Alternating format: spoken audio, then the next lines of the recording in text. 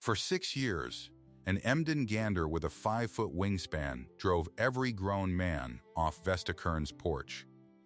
This was in Merrill County, southern Ohio. A big white bird, mean as a winter morning, and a 61-year-old widow living alone on 40 acres. The whole lane was afraid of her, not because of her, because of a bird she never even named. They came up that lane and they left running. The mail carrier, 2 preachers, the taxman, her late husband's nephew who wanted the land. The bird met all of them the same way, head low, wings out, coming at a dead run. Folks said she was crazy. They said the bird was dangerous. And then one afternoon, a county car brought a child up that lane, a girl nobody would keep. The placing agent looked at her file and said it plain. She's sullen. This is the last house on the list. The gander came for them like it came for everyone. 2 grown adults froze half in the car door. And 4 feet short of that child, the bird stopped. Then it folded its whole body down, right into the girl's lap on the porch step. The widow did not smile. She went white. She sat down hard on the step like her legs had quit. And nobody in that yard understood what they had just seen. There was a Bible on a shelf that hadn't been opened in years. There were 3 notes a child hummed without knowing she did it. And there was a photograph nobody had looked at in 7 years. If you've ever been underestimated by someone who should have looked closer, this story is for you. Before we go on, if stories like this one find you, take a second and subscribe, because this channel lives on them. And do me a small thing. Comment the town you're watching from. I want to see how far up the lane this one travels. Now let me tell you about Vesta Kern. The spring of 1933 came in dry.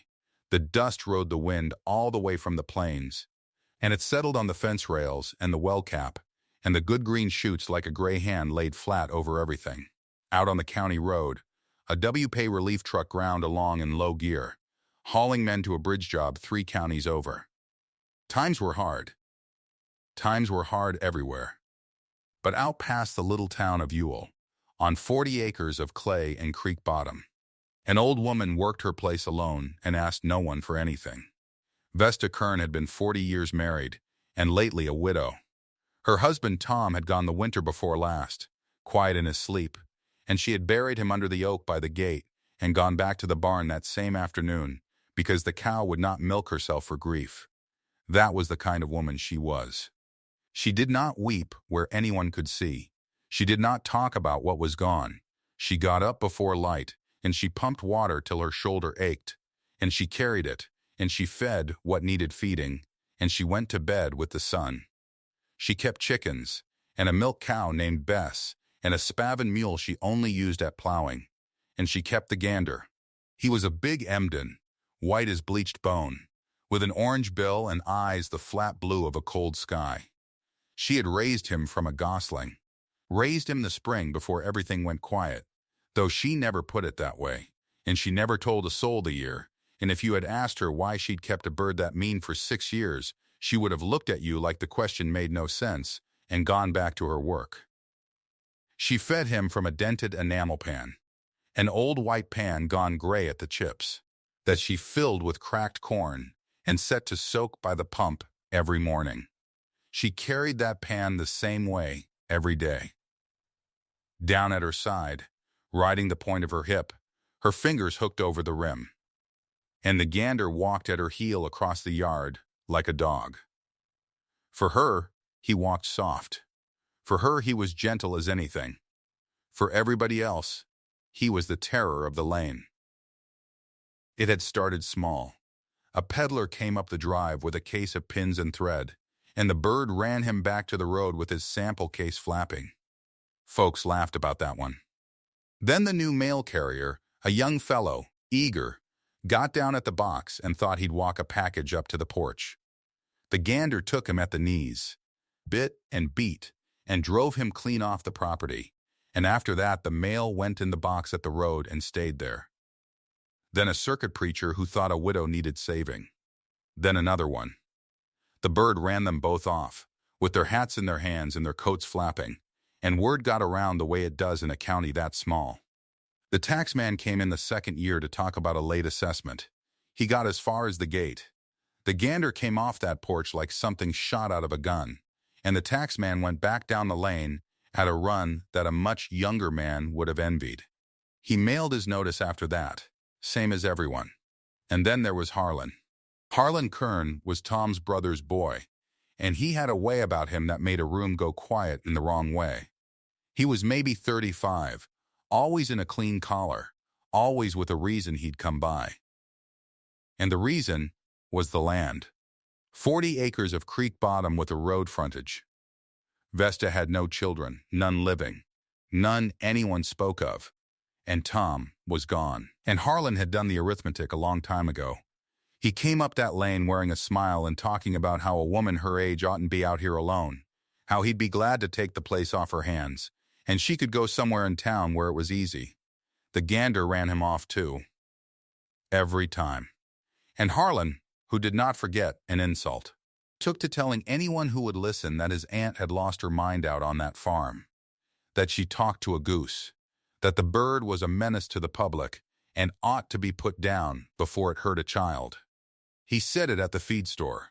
He said it at church. He said it to the county more than once, and folks nodded and let it go. Because it was easier to think an old woman was crazy than to wonder why a bird would guard a porch that hard for that long. There was one old man at the feed store, Del Pruitt, who'd farmed the next section over 30 years, who set his coffee down one morning while Harlan was going on and said, "Mild as milk, 6 years that bird's run off every grown man on this road. And it's never once bit a woman. Nobody made anything of it. Harlan didn't even slow down. But it was true. 6 years, and not one woman had ever felt so much as a nip." The mail carrier's wife came up once to fetch her husband's dropped glove, and the bird watched her from the step and never moved. A neighbor woman brought a pie the week Tom died and walked right to the door. The gander stood aside for her like a gentleman. It only ever went for the men. And in 6 years, nobody in Merrill County had stopped to ask what that meant. So that was the widow of Ewell, in the spring of the dust year, alone on her 40 acres, feeding a bird she never named from a pan she never set down any way but one, feared up and down the lane. And under all of it, in the flat place where her voice went when anyone got too close, a silence she guarded harder than the gander guarded the porch. Now let me take you to town, to a desk, because 40 miles from Vesta Kern's gate, in the county seat, there was a girl who was about to become her problem. The Merrill County Children's Home kept its records in a gray steel cabinet behind Cora Lindley's desk, and Cora Lindley had a clock in her head that never stopped ticking. She was a practical woman with too many children and too little county money, and she had learned to think in 30-day windows and closed files. A file that closed was a child settled. A file that stayed open was a child bouncing, and a bouncing child was a failure with her name on it. The file that would not close belonged to a girl named Nell, 13 years old. Thin, dark-haired, with a still, watchful face that grown-ups read wrong and read fast. Her mother had died the winter before, that much the record had, and her father was a blank line. And somewhere in the shuffle of 3 homes in 14 months, her mother's maiden name had been lost off the paperwork entirely, so that the girl arrived at each new place as Nell and nothing else. A first name and a birth year, and a single word that got written down every time she was sent back. Sullen. The first family had wanted a child to help with the little ones, and got a girl who watched them from the doorway and would not be drawn out. Sent her back after 5 months. The second was a farm couple who needed hands, and the girl worked.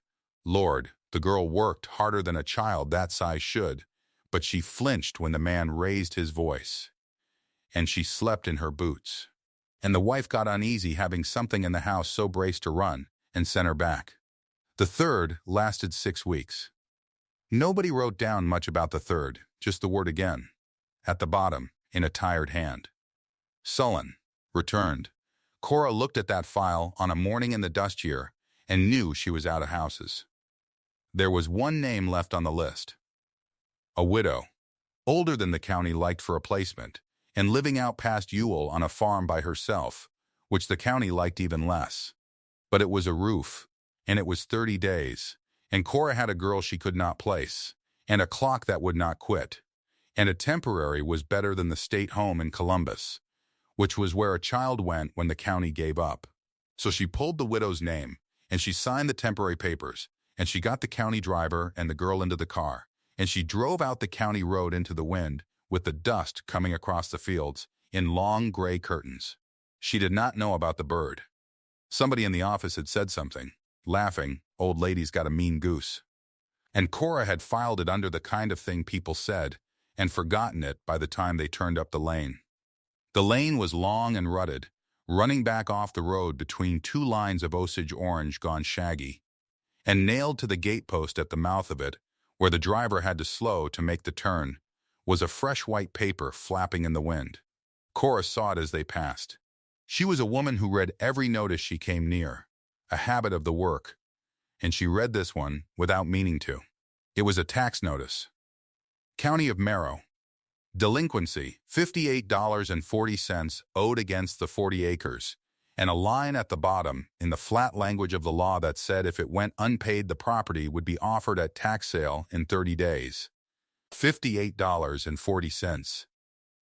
In the dust year. It might as well have been the moon. Cora looked at the paper flapping there and thought, without wanting to, that she was bringing a child to a house that might not be a house at all in a month's time. And then the car came around the last bend, and the farmyard opened up in front of them. And she stopped thinking about taxes entirely, because something white came off that porch and started across the yard at a dead run. The gander had a way of running that did not look like a bird. It ran with its neck out level, and its wings half spread, and its feet slapping the packed dirt, and it made a sound low in its chest like a kettle just before the boil, and it was coming straight for the car. The driver said a word he shouldn't have and got the door half open, and then froze with one foot on the running board, because the thing was bigger than it had any right to be, and it was not slowing down. In the back seat, the girl had gone very still. Cora would tell this part for the rest of her life, and she would never once get it to sound like the truth, because the truth did not sound like anything that happened in the world she knew. She had her own door open, half out, ready to shout, ready to do something. And the girl, the sullen girl, the girl who took to no one, who had been sent back by 3 families for being closed up tight as a fist, the girl got out of the car on the far side, slow, and walked around the front of it toward that charging bird like she had no more sense of danger than a fence post. And she stopped at the bottom of the porch steps. And she stood there. And she waited. The gander came on at that dead run, wings wide, neck out, 40 acres of meanness with a 5-foot span. And 4 feet short of that child, it stopped. It stopped like it had hit a wall nobody could see. The wings came down. The neck came up and curved over, that long white question mark, and it looked at her. Looked at her hands. First, Cora swore to that. Later, that the bird looked at the child's hands before it looked at her face, and then it did the thing that made a grown man forget how to speak. It folded down. The whole body of it, all that hissing muscle, came down soft against the ground at her feet, and then up into her lap as she sat on the step, the way she'd sat without anyone telling her to, and it settled its weight across her thin legs and laid that long neck up along her arm and went still. And the girl, who did not take to anyone, whose file said so in 3 separate hands, the girl went still too, and let it, and put one hand flat on the broad white back of it like she'd done it every day of her life. Cora Lindley stood there half out of a county car and could not make a sound.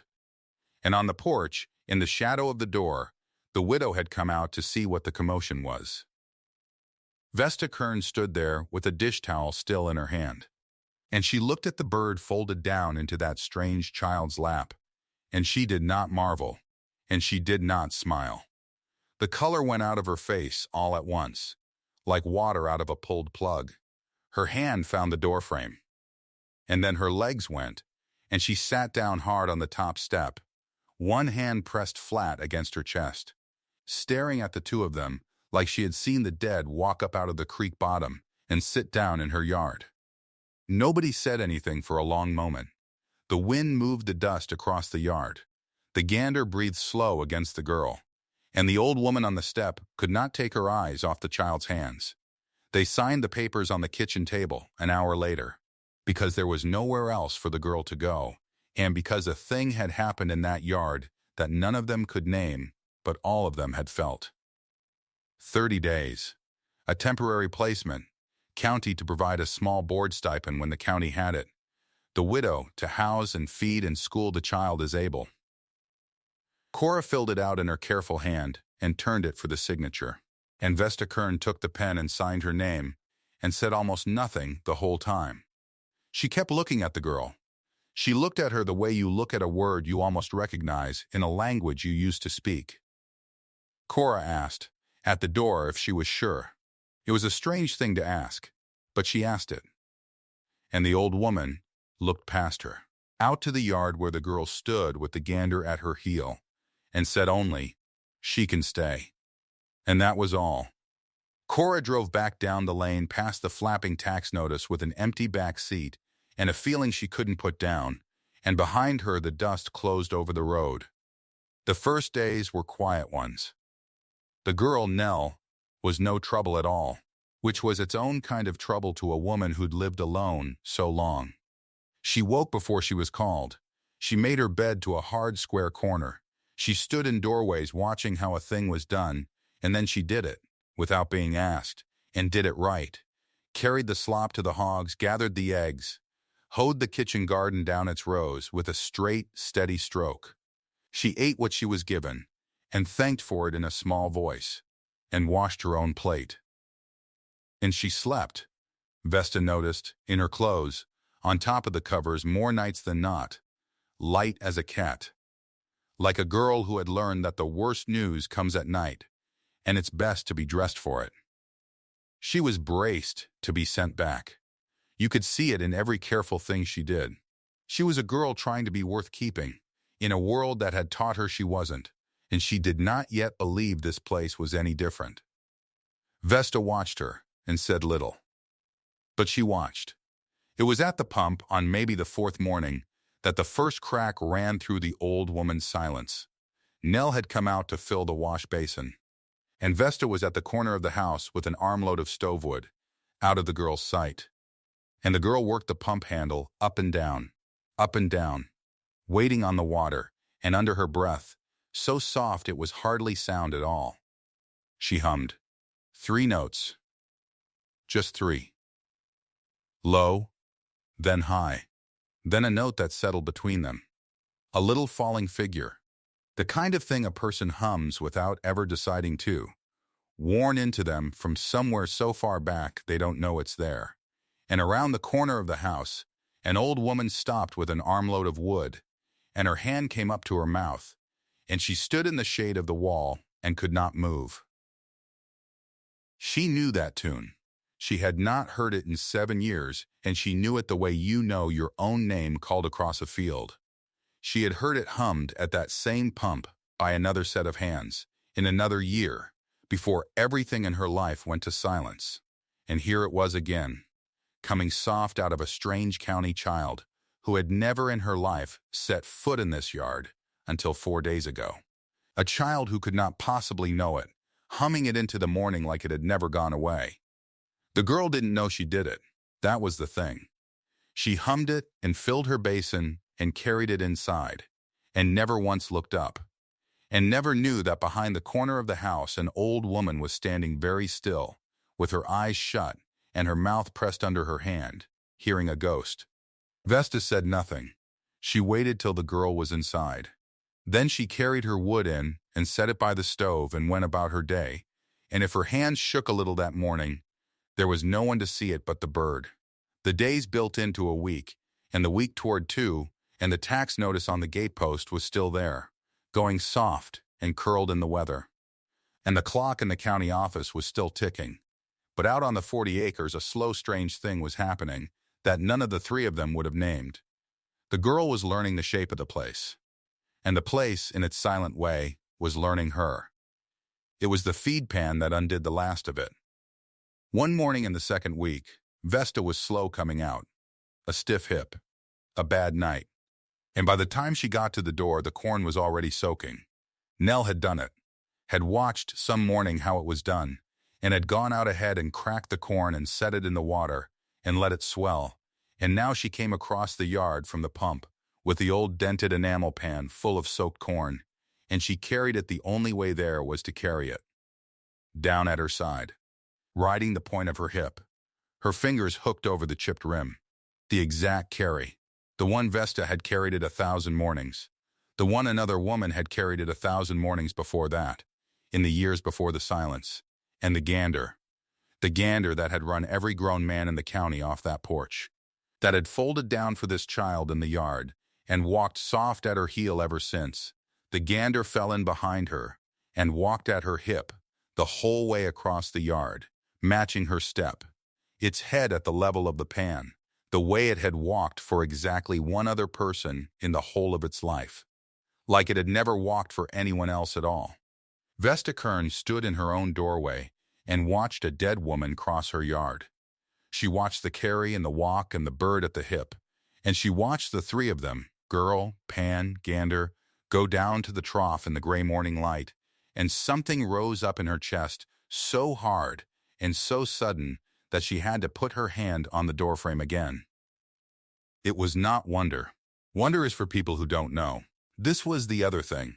This was a knowing so heavy she could not stand under it, a thing she had spent 7 years not letting herself think, and here it was crossing her yard on a Tuesday morning in the shape of a thin, sullen child the county couldn't place, carrying a pan the way her mother carried it, humming a tune her mother hummed, with a bird at her heel that had been standing guard on an empty porch for 6 years, driving off every soul that came up the lane, because not one of them, not one, had ever been the one it was waiting for. Vesta turned away from the door. She could not watch anymore. She went back into the dark of the house and put her hand flat on the cold shelf by the window, where an old family Bible sat gathering the dust of the dry year, unopened, its spine gone pale. And she did not open it. She was not ready. She stood there with her hand on it, and her back to the yard, and she made herself breathe, in and out, the way she'd made herself breathe, at every graveside of her life. Then she took her hand off the Bible. She got her shawl off the peg by the door, and she did a thing she had not done in longer than she could rightly remember. She left the farm in the middle of a working morning, on foot, and set out down the lane toward the county road, past the flapping tax notice, past the mouth of the drive, and turned toward town. It was 4 miles to the Merrill County Courthouse. She walked every one of them with her jaw set and her eyes forward, an old woman in a gray shawl on the shoulder of a dusty road. And she did not tell the girl where she was going, and she did not tell herself in so many words why. She went up the courthouse steps and in through the tall doors into the cool marble hush. And she found the probate clerk's window at the end of the hall, and she stood there until the young man behind it looked up. She said she had a question. She said it low, so it wouldn't carry. She asked him how a woman with 40 acres and no cash money to speak of would go about, if she wanted to, filing to become the lawful guardian of a child the county had placed. What papers it took, what a court would want to see.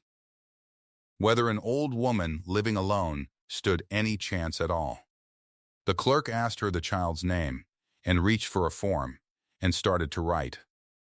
And he did not know. How could he know that he was writing down the first line of a story 7 years buried? He asked her, pen ready, what her relation to the child was. And Vesta Kern stood at that window, in the marble hush, with the whole thing rising in her throat, the tune and the carry and the bird and the 7 years of silence, and she could not say it. Not yet. Not out loud, not to a stranger, not before she'd opened the book on the shelf and looked at the face inside it and let herself know for certain the thing she already knew. None, she said. No relation. I just want the child to stay. The clerk wrote it down. And 4 miles back up the lane, on the shelf by the window, the old Bible sat closed in the dust, with a photograph folded inside it that no one had looked at in 7 years. A young woman, a feed pan on her hip, a white gosling at her heel, waiting for a hand to open the cover. She walked the 4 miles home with the sun going down behind her, and she did not stop once. The lane was dark by the time she reached the gate. The tax notice was still nailed to the post. $58.40. 30 days, and some of those days already spent. She read it again in the last light, though she knew every word. Then she went up to the house. Nell had kept the fire. That was the thing that undid her a little, standing in the doorway. The girl had banked the coals and set the pan by the pump and shut the geese in for the night, all without being told. A girl braced her whole life to be sent back. And still she'd done the chores of a place she thought she'd be leaving. "You were gone a long while," Nell said. She didn't ask where. Girls like her learned not to ask. "I was," Vesta said, and that was all. They ate cornbread and the last of the beans. The gander muttered out in the dark by the step, the way it did, keeping its watch on nothing. Vesta looked at the girl across the table and could not find the words that were rising in her, so she said none of them. She was good at that. She'd had years of practice. That night she lay awake and listened to the girl breathe in the next room. Light, ready, a body that never fully let go of the day, because the day had taught it not to. The days after ran on toward the 30-day mark, like water toward a drain. Vesta watched the girl the way you watch a thing you're afraid to name. And the girl, not knowing she was watched, went on being who she was. That was the cruelty of it and the mercy of it both. Nell hummed at the pump. 3 notes, low, under her breath, the same 3 every time. The way a person hums a thing their body remembers when their mind is somewhere else. Vesta's hand stopped on the pump handle the first time she heard it up close. It stopped the second time, too. By the third, she made herself keep pumping, because if she stopped again, the girl might notice, and Vesta was not ready for the girl to notice anything. She knew that tune. She had heard it at that same pump, 7 years back and more. She had heard it sung by a mouth she'd shut the door on. One afternoon, Vesta set the girl to dusting. It was busy work, mostly, a way to keep the child in the house out of the wind. Nell went along the shelf by the window with a rag, careful, lifting each thing and setting it back. The lamp. The tin of buttons. The old family Bible, spine gone pale, that no hand had opened in years. She lifted the Bible to dust under it, and the cover fell open in her hands. A photograph slid out and dropped to the floor. Nell bent and picked it up. She looked at it the way you look at a stranger. A young woman stood in a farmyard with a feed pan on her hip. At her heel was a white gosling, small, new. The woman was smiling at whoever held the camera. The photograph was soft at the corners from being folded a long time. "Who's this?" Nell asked. Vesta crossed the room faster than she'd moved in a year. She took the photograph out of the girl's hand. Not rough, but quick. Quick as a person snatching a hot thing off a stove. She looked at it for 1 second. And in that second the whole 7 years came up in her like the well giving back a stone you dropped down it long ago. "Nobody," she said. "Somebody who used to be here." She put the photograph in her apron pocket. She told the girl to leave the Bible be and to go bring in the wash before the dust got at it. And Nell went, because Nell always went, and she carried a small confusion out the door with her that she didn't have any name for either. That night, Vesta took the photograph out again by the lamp. She sat a long time. The girl in the picture had the girl in the next room in every line of her. The set of the jaw. The way the weight went to one hip. Vesta had not let herself see it in daylight. She let herself see it now. She still did not open the drawer where the letters were. She was not ready. But she took the first small step toward it. She let herself remember her daughter's name. The taxes came due before the readiness did. Vesta had no cash money, so she did what a farm woman does. She looked at what she had that a body would pay for. She had geese. She had 6 years of down and feathers saved in ticking sacks in the shed. Soft as anything. The best filling there was for a pillow or a bed. She'd been saving it for nothing in particular. For a rainy day that had turned out to be this one. She sent word down the lane through Del Pruitt that she had down for sale. Good down, clean, plucked over years. And people came. Because good down was good down even in 1933, even when nobody had a dime. She sold the feather ticks off her own bed. She sold the sacks in the shed. She kept back only enough to keep the girl warm. It was not the whole $58.40, but it was most of it. And Del Pruitt, who'd farmed the next section over for 30 years and knew the county the way he knew his own hands, told her the relief office would let a body work off the rest on the road crew or take a note against the fall. There were ways. Hard ways, but ways. For the first time in a long while, Vesta Kern was thinking about the fall. About being here in the fall. About there being a reason to be. She was gathering the last of it, counting coins into the gray enamel pan on the table, when the county car came up the lane again. It was not Cora Lindley this time. It was a man in a suit with papers, and behind him, in his own car. Keeping well back from the porch was Harlan Kern. The Gander came off the step at a dead run. The man in the suit got back in his car in a hurry and rolled the window most of the way up and shouted the news through the gap. Harlan had filed 2 things at once. He'd petitioned the county to have the bird destroyed as a danger, a vicious animal, 6 years of run-off men to prove it. And he'd petitioned the probate court to have Vesta Kern ruled unfit to keep a child. An old woman, alone, crazy enough to arm her porch with a monster. No fit place for a county ward. The timing was the knife in it. If the court agreed, it would agree right around the day the 30 days ran out. And when the 30 days ran out, with no guardianship in place, the county would send Nell on to the state home in Columbus, 40 miles away. The last house on the list, and then no house at all. Harlan sat in his car at a safe distance and watched the birds strut the yard, and he did not get out. He didn't need to get out. He'd found a way to reach the porch without ever setting foot on it. He wants the land, Vesta said out loud to no one. The girl was in the doorway behind her. He always wanted the land. What land? Nell asked.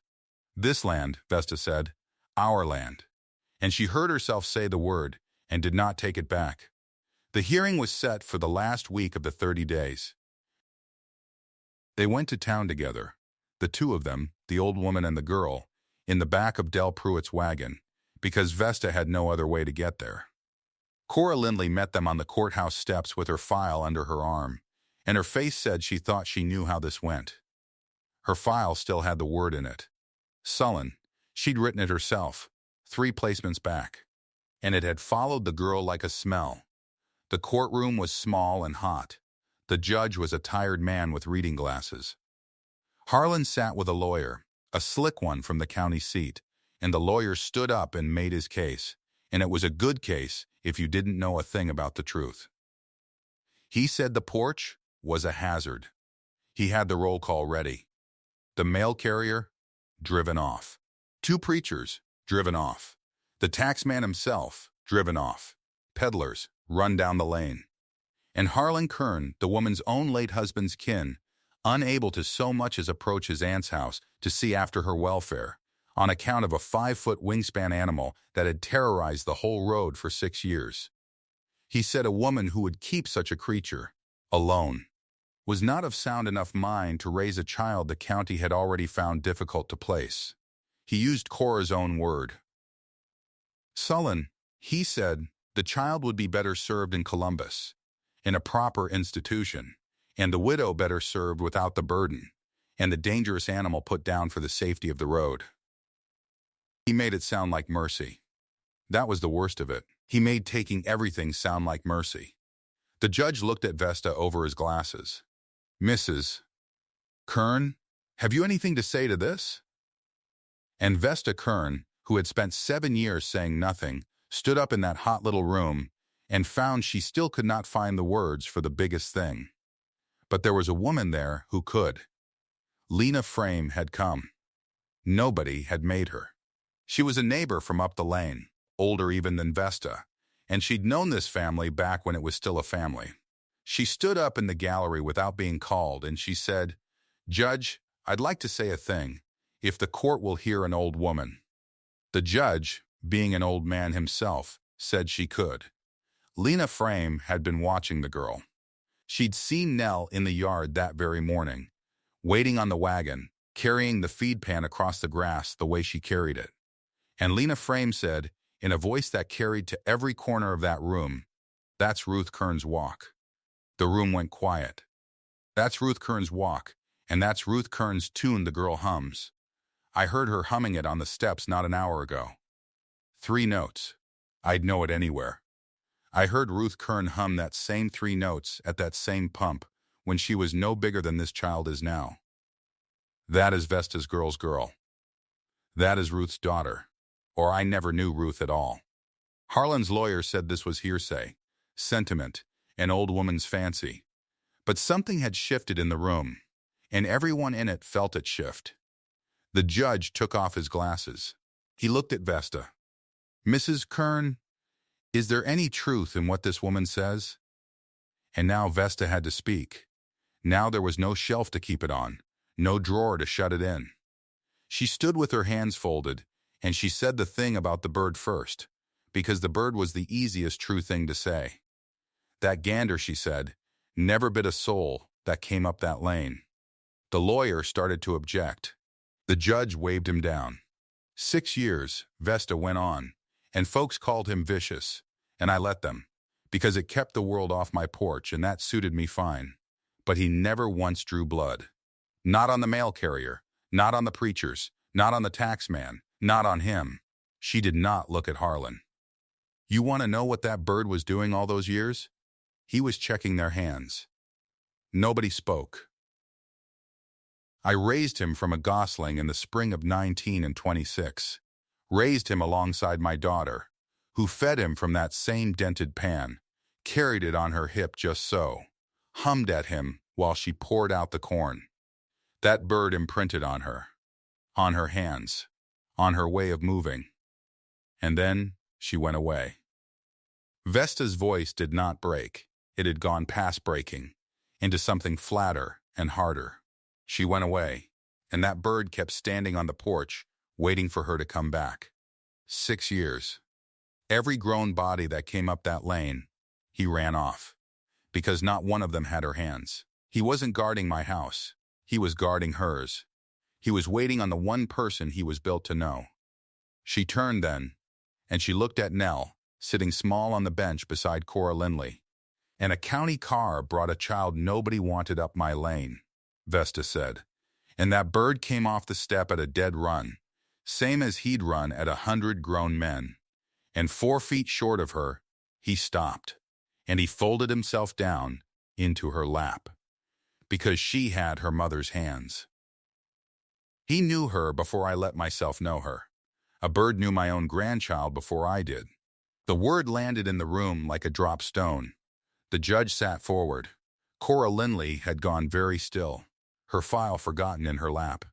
And Harlan Kern's face did a thing that faces do when a man has bet on the wrong thing and just watched the cards turn over. "There's proof of it," Vesta said. "If the court wants proof, and not an old woman's word." She took the photograph out of her pocket, the one that had fallen from the Bible, and she held it up. "This is my daughter Ruth, 7 years back, with that pan on her hip and that gander at her heel when he was no more than a gosling. Look at the child on that bench, and tell me it's not the same person twice." The bailiff carried the photograph to the judge. The judge looked at it a long time. Then he looked at Nell. Then he looked at the photograph again. "The child's file," he said. "The maiden name of the mother." Cora Lindley stood up so fast her file slid to the floor. She'd gone pale. She bent and gathered the papers. and found the line, the thin line in the thin file, the one nobody had ever chased down, because the girl had been shuffled through 3 homes in 14 months, and paperwork gets lost in a shuffle like that. The mother's name is given as Ruth, Cora said. Her voice was not steady. Ruth Kern. I never. It was just a name on a form. Nobody ever. She stopped. She looked at the girl she had written down as difficult, sullen, hard to place, and she understood all at once and too late what she had been looking at the whole time. She was a Kern the whole time, Cora said, almost to herself. I drove her to her own grandmother's door and called it a last resort. That was revelation enough to grant the guardianship on. But it was not the end of what Vesta had to say. There was a sharper thing under it, and she made herself get to it, because she had run from it for 7 years, and she was done running in front of this room full of people. You should know the rest, Vesta said, quieter now. Before this court hands me anything, you should know what kind of woman it's handing a child to. The judge waited. My daughter got herself in trouble, Vesta said. 19 and 26. A baby coming and no husband to show for it. And I was proud, and I was ashamed, and I let the shame win. I put her out. My own girl, 19 years old, and a baby on the way, and I stood on that porch and told her to go and not come back and bring her disgrace on this family. Somewhere I didn't have to look at it. She stopped. Her hands were still folded. That baby was this child. And Ruth wrote to me. She wrote for years. Letters, and every one of them I sent back unopened, because I was too proud and too hard to break the seal on my own daughter's hand. The room did not make a sound. The letters stopped last year, Vesta said. 19 and 32. I told myself she'd finally given up on me. That's what I let myself believe, because it was easier than the true thing. She drew a breath. She didn't give up. She died. My girl died, and I didn't know it, because I wouldn't open the letter that would have told me. Somewhere in a drawer in my house there is a letter I never read that says my daughter is dead, and I have been walking past that drawer for a year, telling myself she just stopped writing. She looked at Harlan then, for the first time. Just once. You said I armed my porch against the world because I'm crazy, she said. I armed my porch against the world because I couldn't bear for the world to come close enough to ask me where my daughter went. That bird ran men off. And I let him, because every man that came up that lane was a man who might make me say it out loud. It wasn't the child that needed guarding from that porch. It was me that was hiding behind it. The judge was quiet for a long moment. Then he did what judges do. He put his glasses back on, and he read the matched record aloud into the record of the court. The child, Nell, mother Ruth Kern, deceased 1932. The photograph entered as evidence. The testimony of the neighbor, Lena Frame. The identity established to the satisfaction of the court. Cora Lindley stood up before he was even done. Your Honor, I'd ask that a word be struck from this child's file. Her voice had steadied now into something with iron in it. I wrote her down as sullen. 3 homes wrote her down as difficult. I'd ask the court to strike it. She wasn't sullen. She was a girl who'd been sent back 3 times and was waiting to be sent back a 4th. I wrote down a wound and called it a defect. She was just a girl trying to get home, and not one of us knew it. She looked at the girl. I'm sorry. That's all. I'm sorry, and I'd like it struck.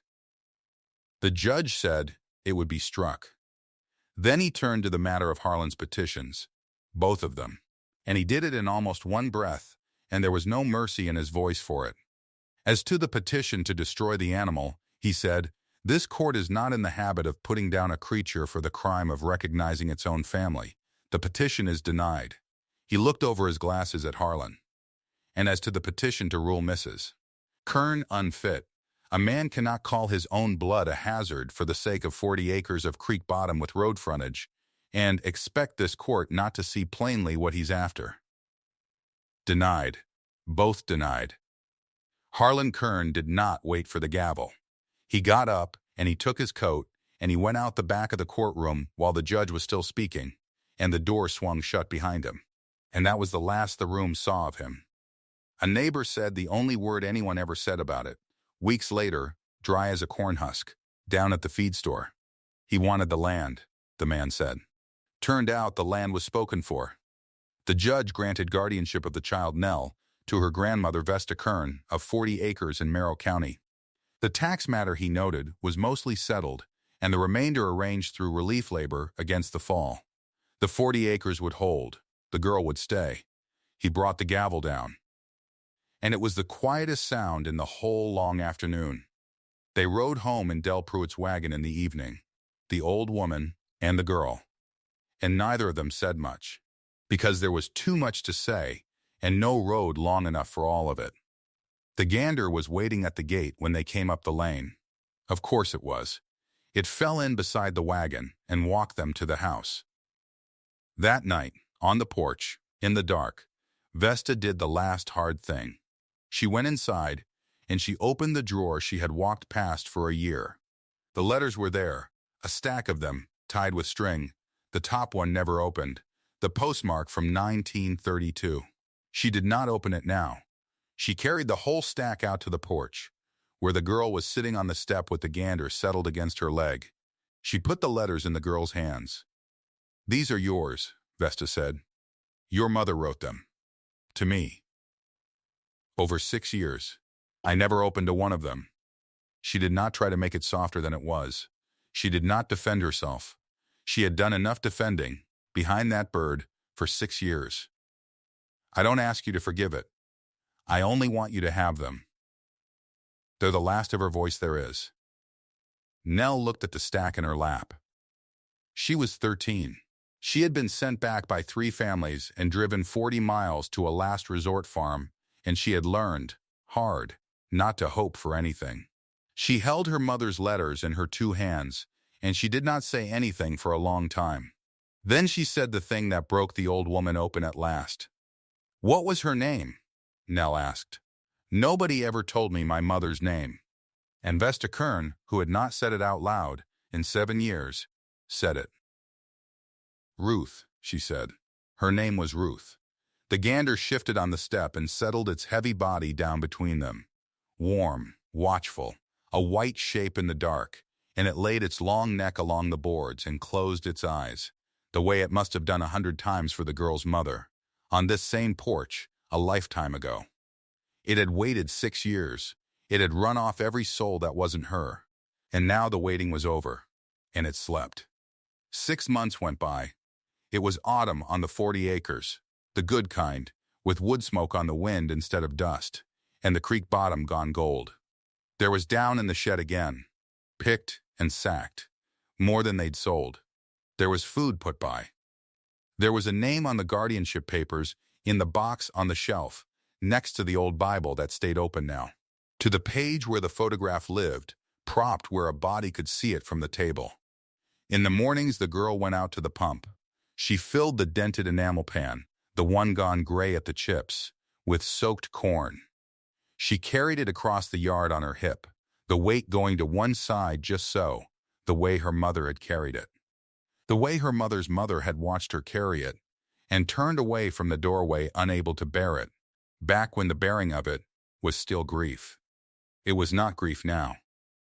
Vesta stood in the doorway and watched the girl cross the yard, and she let herself see all of it, the whole 7 years, and the 2 people it had cost her, and the one it had given back. The girl hummed while she walked, 3 notes, low, under her breath, the tune her body knew and her mind had never been told.